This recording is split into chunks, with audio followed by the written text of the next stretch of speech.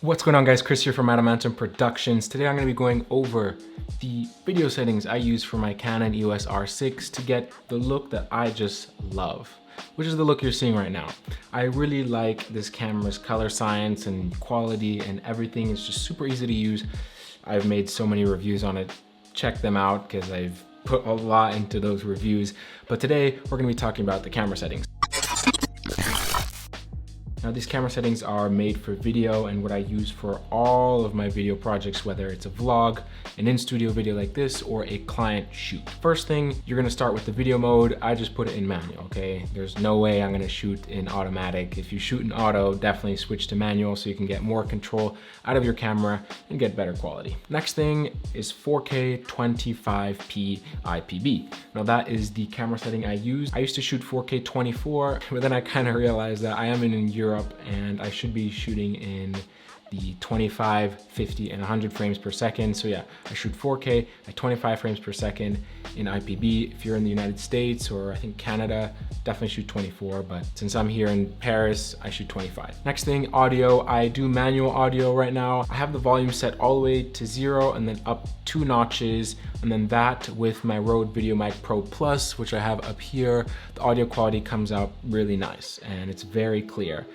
When I put the VideoMic Pro Plus at plus 20 dB, which compensates for the really low preamp setting in the camera, and it just gets really clean audio. Now, next off, obviously custom white balance. I'm not gonna do auto white balance, especially with this camera, because it tends to have a little bit of a color shift when I leave it on auto white balance, even in the same frame. So custom white balance, I have it set to daylight right now, which matches my light, and the color science seems to be perfect. Next thing, I always shoot in C-Log, unless I have a client who wants something like in black and white, or else I'll just shoot it straight in black and white. But everything I shoot is in C-Log. That gives the most dynamic range. This camera without C-Log doesn't really have great dynamic range, so I try to use C-Log as much as I can.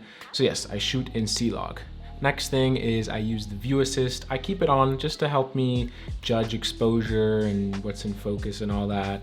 I'm good at looking at log footage if I need to, but on the screen, considering it's small on the R6, I prefer to turn the view assist on. It's just my choice. Now, in terms of the color matrix, I've been doing some research on it and I've been testing for myself, and I do prefer the neutral color matrix. I saw it in someone else's YouTube video when they were talking about their camera settings. I tried it in mine and I really liked it. So I recommend the neutral color matrix. In terms of the characteristics, I didn't touch too much, but what I did do is add 1 notch of sharpness to the C-Log, and I like it because it just gives a little bit more crispiness. As you can see, it looks nice and crispy. Now, next thing, and pretty much one of the last things in terms of the actual fixed settings, and that is the color space. Now, for the color space, I use BT709. I just liked how it looks. I like how it renders the colors better. Up to you, it's your choice. Test it out for yourself, but that is just what I use and I really enjoy. Now, in terms of the actual recording settings, so if I'm shooting at 25 frames per second, I obviously have my shutter speed at 1/50th because your shutter speed is supposed to be twice your frame rate.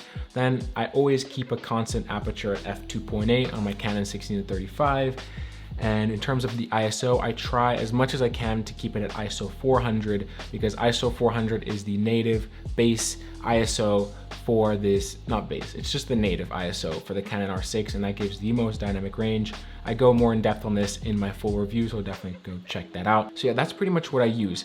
In terms of the IBIS, if I'm vlogging, I've been using the IBIS when I vlog, but I think I might turn it off because I am strong enough to hold the camera without any shake, mainly because I'm used to vlogging with the EOS R and that had no IBIS at all. But if I am doing some B-roll shots and I'm zoomed in, then I'll definitely turn on the IBIS because it's fantastic in this camera.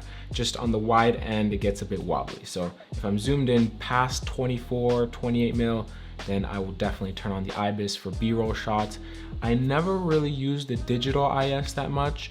There was one time I shot a YouTube video in here and I accidentally had my digital IS on, and what it did was that it kind of shook the whole image as I moved my head because it assumed that the footage was shaky when it was just me and my hands moving around. So definitely do not recommend using the IS if you have like a steady shot like this. That's pretty much it in terms of my camera settings. I've been really enjoying this camera. There is nothing I really don't like about it. So hopefully these settings helped you as much as they've helped me. Thank you guys so much for watching. Chris here, and I'll see you guys in the next video. Peace.